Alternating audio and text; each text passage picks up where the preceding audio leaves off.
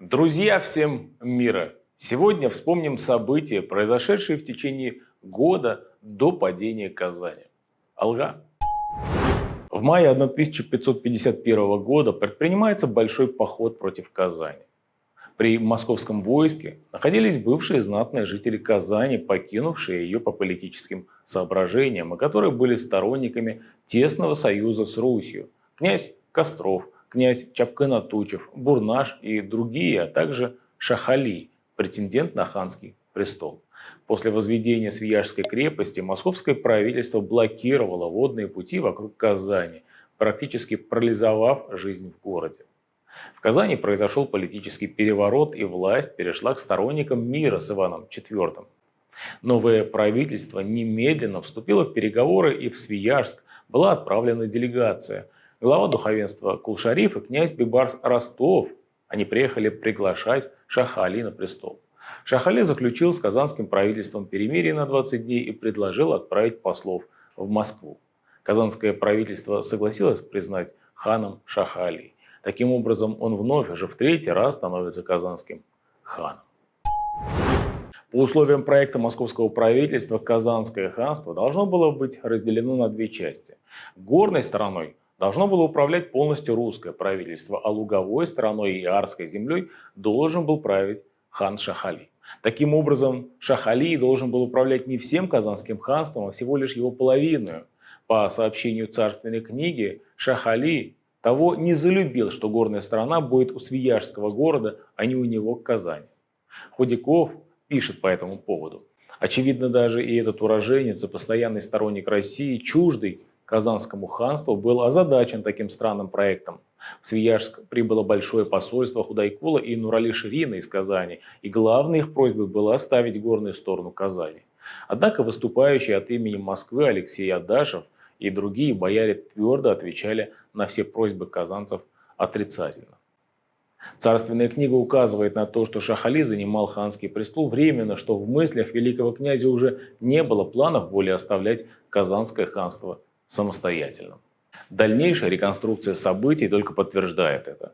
После двухдневных переговоров было решено первое: хана Утямыш-Гирея с матерью и всех крымских детей перевести и сдать в Свияжск.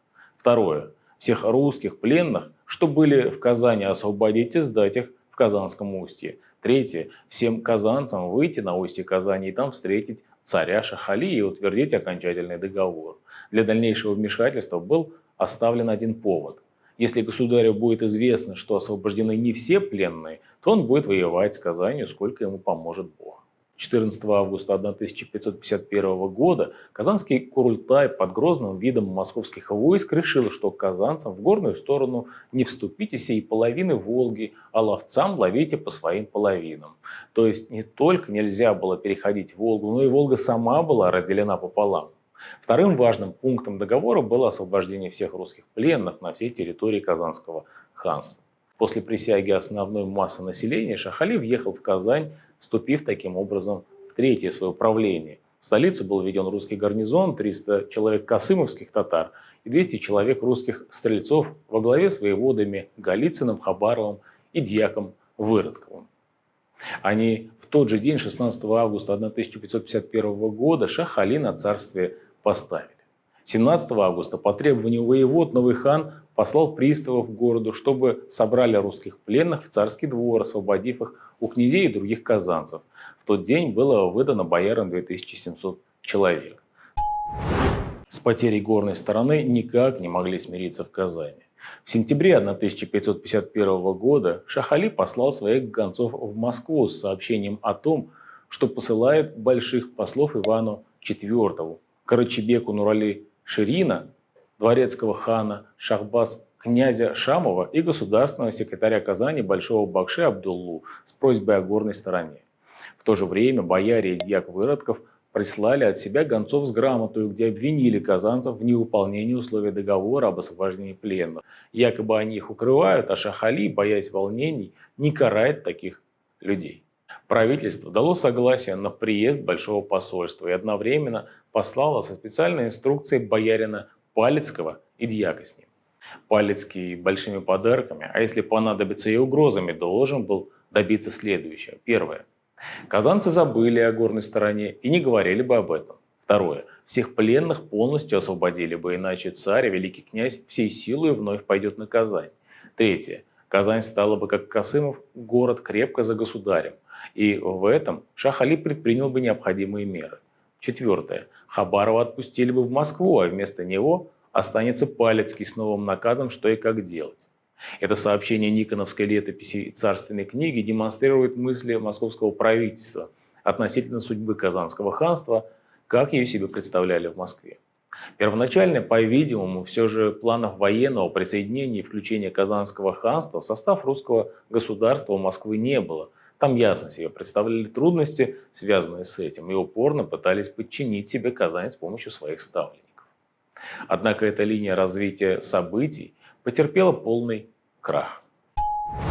В октябре в Москву прибыло Казанское посольство во главе с Большим Карачебеком Нурали-Ширином. Они просили от имени Шаха Али и всех казанцев следующее. Первое, чтобы если горную сторону Москва не может отдать, то хотя бы частично разрешили бы там собирать тесак. И второе, русский царь принес бы присягу в соблюдении договора так же, как присягнули казанцы. Оба главных пункта просьбы послов не были выполнены московским правительством. Исходя из этой летописной информации, создается впечатление, что правительство и не думало об установлении таких отношений между двумя государствами. И это закономерно, так как в это время, в октябре 1551 года, вопрос о военном присоединении Казанского ханства, по всей вероятности, уже был решен. В этой связи можно отметить следующее. В системе, к которой Великое княжество Московское принадлежало на протяжении 300 лет, единственным обладателем харизмы правителя была династия Чингисхана. Московский правитель к ней не принадлежал и потому имел ранг, очевидно, более низкий, чем ханы Крыма, Казани или Астрахани. В то же время, как уже отмечалось выше, фактическое положение Великого княжества всея Руси, особенно его военного и экономического потенциала в середине XVI века, резко контрастировало с его формальным статусом в рамках степной дипломатии. Отсюда вытекала еще одна задача восточной политики Руси в середине XVI века – формальное, а не только фактическое повышение статуса своего правителя. Московские правители нуждались в харизме государственного организма, которую каждый будет знать и уважать. Поскольку Москва была воспитана в монголо-татарских политических традициях, дать необходимое обоснование могло только обладание теми государствами, в которых на тронах сидели потомки Чингисхана. Иными словами, претензии русских правителей на титул царя-хана требовали солидного обоснования их правомерности, которое могло дать только закрепление за московской династией престолов татарских государств. Это в какой-то мере объясняет завоевательный характер русской восточной политики в середине XVI века. В октябре 1551 года в Казани уже в среде самого правительства возник раскол. Во главе оппозиции стали мангыты, князь Бибарс Ростов с братьями. Они вступили в сношение с Ногайской Ордой. Заговор был направлен против хана Шаха Али и московского посла, но был скоро раскрыт. При обысках была найдена переписка, а расправа с заговорщиками была жестокой. Хан пригласил их на пир, и в это время верные Шах Али князья произвели резню. Успевшие выскочить во двор были убиты московскими стрельцами, окружившими ханский дворец.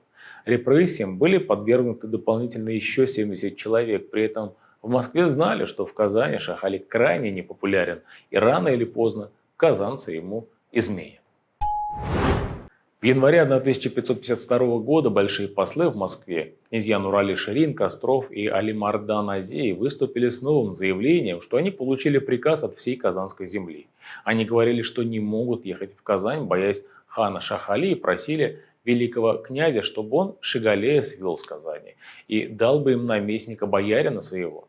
Летописи показывают нам в данном случае те вполне реальные в той обстановке чувства отчаяния и безысходности, которые переполняли казанских подданных в преддверии казанского взятия. По всей видимости, проживавшие в Москве казанские подданные, которых было 300 человек, связались с князьями Чапкыном и Бурнашем, которые служили в Свияжске и имели контакты с самой Казанью. Ханом Шах Али они были недовольны и говорили, что он их, казанцев, убивает и грабит, насильственно забирает жен и дочерей. Им казалось, что русский правитель, наместник, будет более приемлем, чем этот ненавистный хан. Московскому правительству такой оборот дела подходил как нельзя лучше. В Казань вновь приехал Адашев, который, прибыв в феврале 1552 года, потребовал от Шах-Али первое – впустить в город русские войска и второе – покинуть Казань. Шах-Али ответил, что в исламский город русские войска не впустят, однако сам он уедет в Свияжск. Таким образом, Адашев свое поручение выполнил лишь наполовину. 6 марта 1552 года Шах-Али вывел московский гарнизон из Казани и вместе с ним уехал в Свияжск. Под фальшивым предлогом ему удалось вывести с собой из Казани 84 человека князей и мурс. Их он передал московскому правительству в качестве заложников. Так закончилось последнее, третье правление Шаха-Али в качестве казанского хана. В дальнейшем Шах-Али участвует в завоевании Казани, находясь в войсках Ивана IV. С ним находились его касымовские татары. Известно также, что после падения Казанского ханства Шах-Али поселился в Касымове. Итак, Шах-Али правил в Казани с 16 августа 1951 по 6 марта 1952 года. В данный период московское правительство, по всей видимости, уже решило перейти от политики постановления ханов из рук великого князя к более радикальным и действенным методам проведения своей политики в Казани.